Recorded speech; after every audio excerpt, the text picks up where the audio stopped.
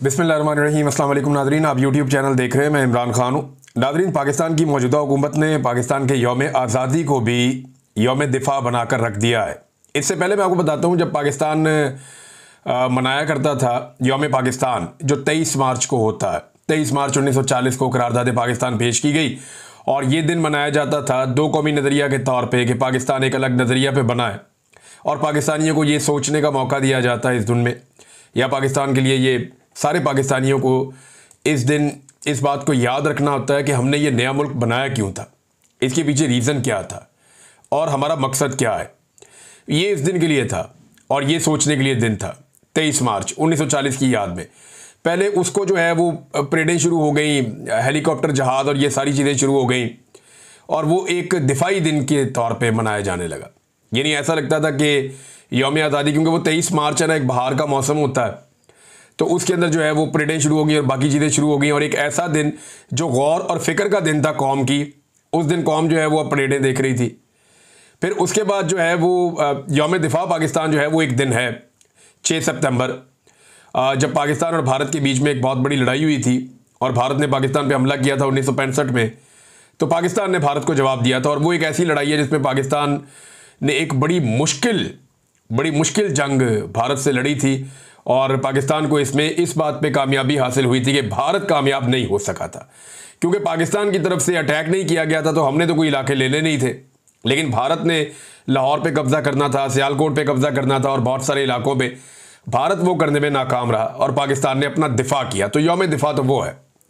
अब 14 अगस्त भी जो है वो, इसको देखें आप, तो वो भी यौम दिफा ही नज़र आ रही है। अब यानी एक दिन बच गया था पाकिस्तानियों के पास, अब वो भी एक दिफाई दिन के तौर पे मनाया जा रहा है। ऐसे लगता है सारी की सारी हुकूमत जो है वो एक जंग के खब्त के अंदर मुब्तला है।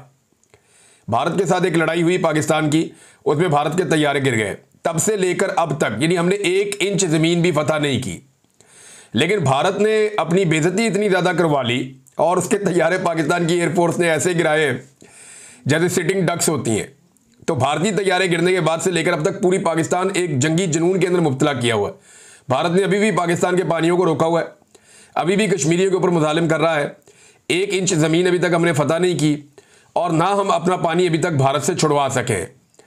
लेकिन इसको एक अपॉर्चुनिटी के तौर पे लिया पाकिस्तान की मौजूदा रजीम ने और 14 अगस्त के ऊपर जो सारे वो बांटे गए एजाज़ात, वो भी इसी तरह बांटे गए जैसे कि बंदरबांट हो रही है।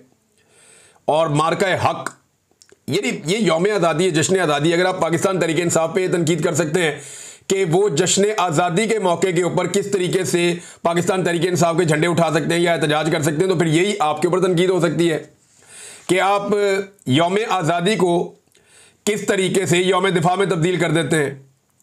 जितने लोगों को एहतजाज दिए गए उन्हें इस अंदाज में दिए गए कि जैसे ये सारे के सारे एहतजाज जो है वो लड़ाई लड़ने पर दिए जा रहे हैं और इसी एक लड़ाई के चंद दिनों को मद्देनजर रख के दिए गए हैं। नाज़रीन, जितने अखबारात में इश्तिहारात छपे हैं ना, या सड़कों के ऊपर हमने बड़े बड़े पोस्टर्स देखे हैं, उनमें कायदे आज़म अल्लामा इकबाल, फातिमा जनाब, लियाकत अली खान, ये सारे मिसिंग हैं। जिन लोगों ने पाकिस्तान बनाया और पाकिस्तान बनाने के लिए कोशिश की, वो सारे किरदार मिसिंग हैं। पाकिस्तान 14 अगस्त आज़ादी मना रहा है और जो इश्तिहारात सरकारी पैसों से छप रहे हैं, बड़े बड़े होर्डिंग्स लग रहे हैं, बड़े बड़े बोर्ड्स शहरों में लगाए जा रहे हैं, अखबारात में इश्तिहारात छपवाए जा रहे हैं, तो उनके अंदर कायदे आज़म भी मिसिंग है, अल्लामा इकबाल भी मिसिंग है, और कौन मिसिंग है, फातिमा जिन्ना भी मिसिंग है, और बाकी जितने भी बानियाने पाकिस्तान है, कायदे आज़म के जो साथी थे, वो सारे के सारे मिसिंग हैं। कोई उसके अंदर शामिल नहीं है और उनकी जगह पे शामिल किन्हें किया गया? बावर्दी अफसरान को। यानी यौम दिफा को पाकिस्तान के यूनिफॉर्म लोगों के लिए अखबारात में इश्तिहारात छपते थे, लेकिन वो जो निशाने हैदर थे, अब किसका छप रहा है? आर्मी चीफ का, एयर चीफ का, फिर कोई DGI ऐसे ही कहीं पे लगा देते हैं, कोई कहीं पे जो है वो लगा देते हैं नेवल चीफ का और chief of the joint staff का। ये चल रहा है नाज़रीन। यानी अखबारात के अंदर से पाकिस्तान बनाने वालों को निकालकर पाकिस्तान की मिलिट्री एस्टेब्लिशमेंट की जो क़यादत है उनके फोटो लगा दिए गए और दूसरी तरफ मौजूदा दौर के सियासतदानों को, जिनको अवाम ने रद्द किया हुआ है, जिनकी लोग शक्ल नहीं देखना चाहते, उनकी शक्लें भी लगा दी गई है। एक अजीबोगरीब कम्बिनेशन नहीं है ये? आपने कभी एक चीज़ पे गौर किया है कि सियासतदानों के पास बहुत सारे ऐसे चेहरे हैं जिनकी शक्लें वो लगा सकते हैं? मिसाल के तौर पे सियासतदान चाहें तो कायद आज़म की फ़ोटो लगा सकते हैं, वकला चाहें तो आसमा जहांगीर की फ़ोटो लगा सकते हैं और बहुत सारे वकला उनकी लगा सकते हैं।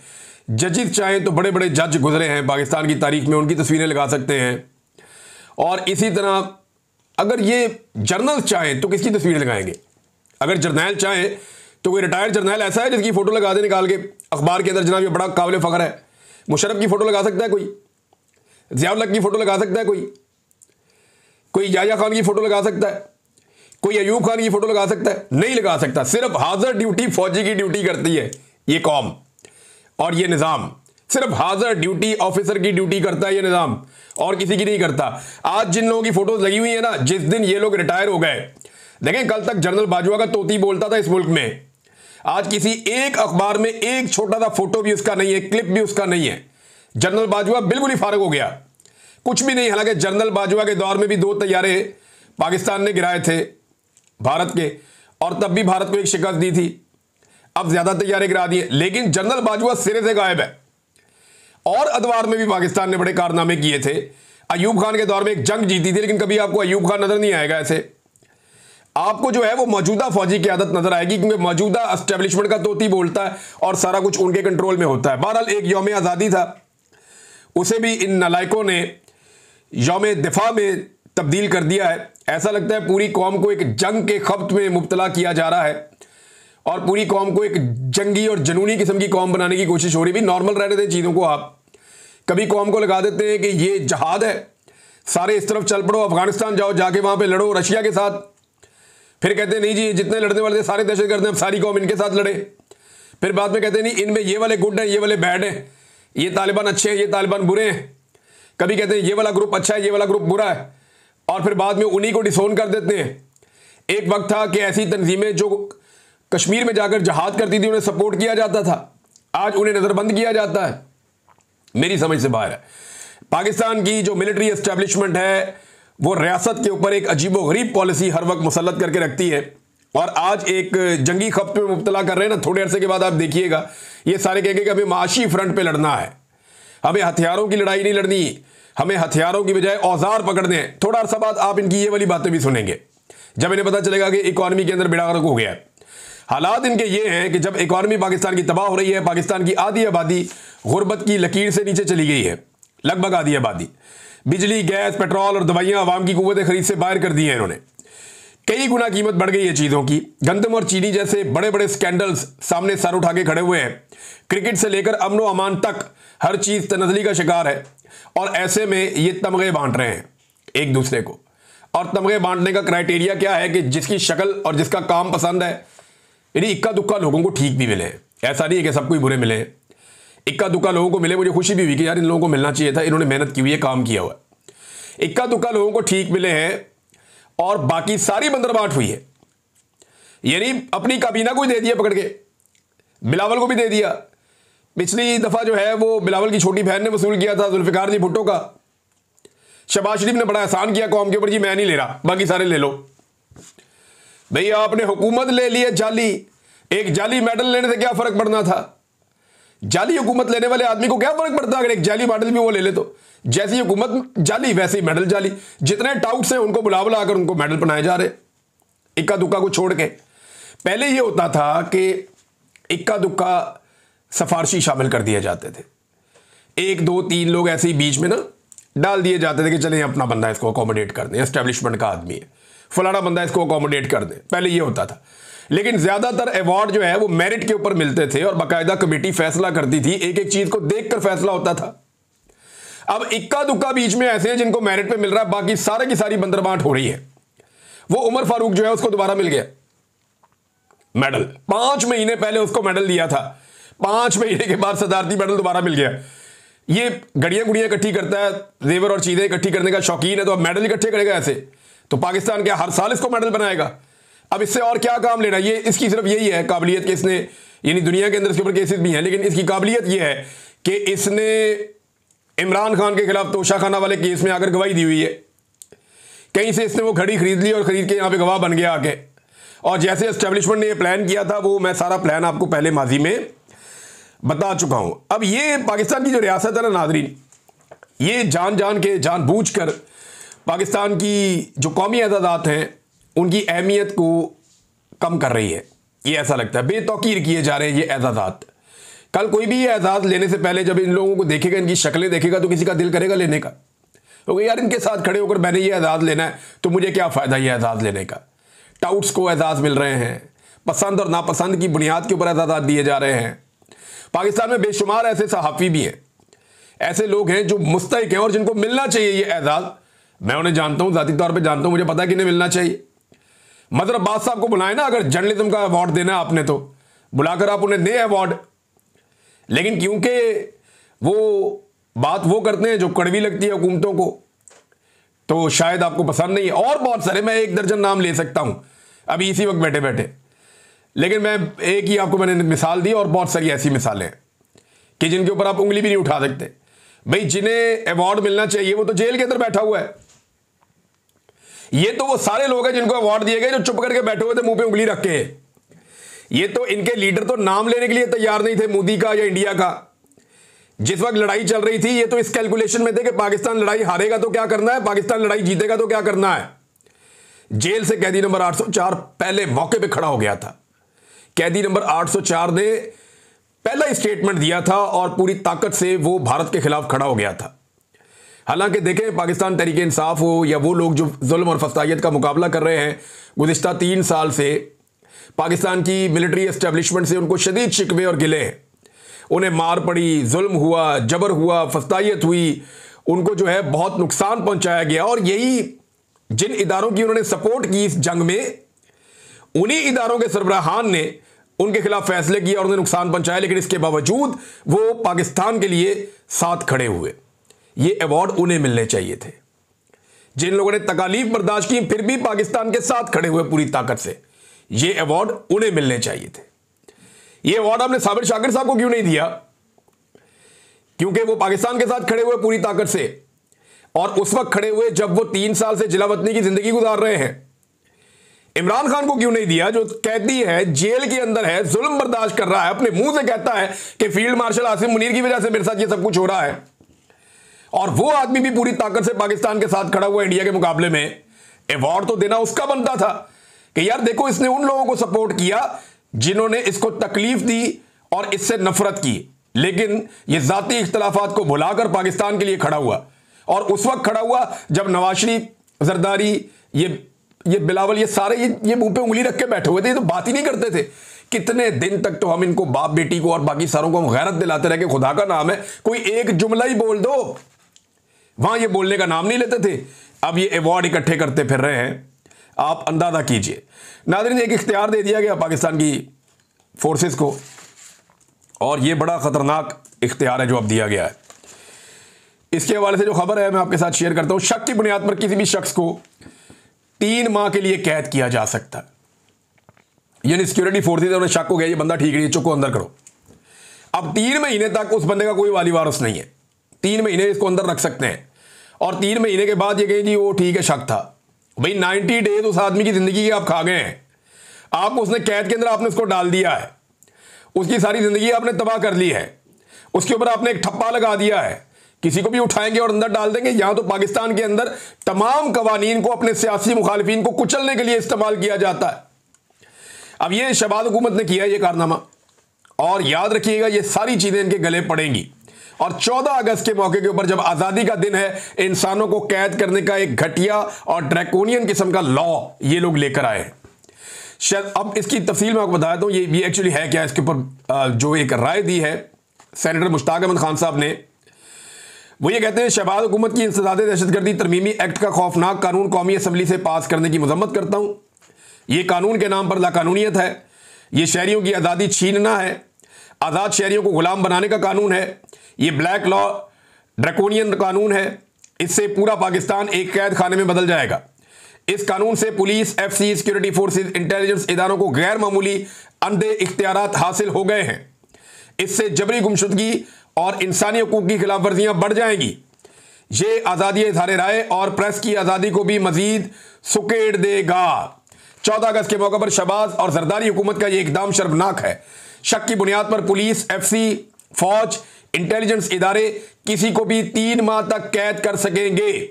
यह जबरी गुमशुदगी को कानूनी जवाब फराहम करने का एक तरीका है किसी को भी उठाओ, जबरी तौर पे लापता करो, गायब कर दो। अब तो ये लॉ एंड ऑर्डर के नाम के ऊपर जिसको मर्जी उठा लेंगे। सियासी मुखालिफिन को कुचलने का एक नया रास्ता इन्हें मिल गया है। वैसे भी सियासतदानों की औकात रह क्या गई है। यहां पे एक शेर अरबाब अली हैं, मेंबर कौमी असम्बली, पाकिस्तान तहरीक इंसाफ से इनका ताल्लुक है। इन्होंने एक एक्सपीरियंस शेयर किया गुज़िश्ता रात का, जो इनके साथ हुआ। जब इन्होंने बताया, वैसे है तो बड़ी काबिल शर्म बात है, लेकिन मैं आपको पढ़ के सुनाता हूं कि इनके साथ क्या हुआ। वो कहते हैं जी कि रात 1 बजे के करीब वो पार्लियामेंट लॉजिस से निकले तो प्रोटोकॉल लगा हुआ था। पुलिस ने उनको रोक लिया। जब इन्होंने पूछा कि प्रोटोकॉल किसका है, तो इनको पता चला कि सर्विसेज चीफ्स का प्रोटोकॉल लगा हुआ है, यानी एयर चीफ, आर्मी चीफ, ये सारे जा रहे हैं। 15 मिनट तक कहते जी हमें वहीं पे प्रोटोकॉल के लिए रोका गया। बतौर MNA मुझे ये अजीब लगा। बुरा लगता है कि आप इतने लाखों लोगों के नुमाइंदे हैं और आपको खड़ा कर दिया जाए सरकारी मुलाजमीन के लिए, तो बुरा तो लगता है।